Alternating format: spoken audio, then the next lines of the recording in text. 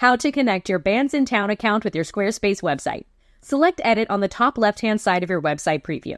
Select the Add Block option and add the Bandsintown content block from the list of content blocks. This will automatically update with demo content that will replace with information from your Bandsintown account.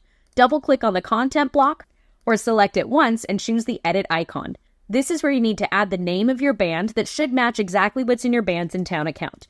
I'm going to list a band that's not affiliated with this content in any way, just a fan. Now you'll see that the content block has automatically updated. Over here on the left-hand side is where we can change the time frame that's displayed.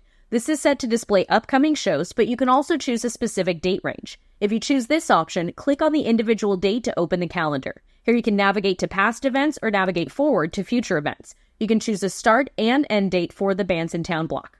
After you've selected the time frame that you want to display, select Save on the top left-hand side. Here's some important things to know about the Bandsintown integration with Squarespace. This content block will update automatically to match any changes that you make in your Bandsintown account. You can't update the content of this block directly in your Squarespace website.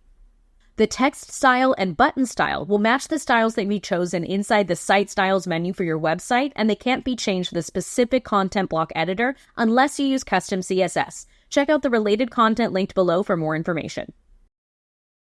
To learn more about all the cool things that you can do with Squarespace, be sure to check out the related content linked below and visit InsideTheSquare.co.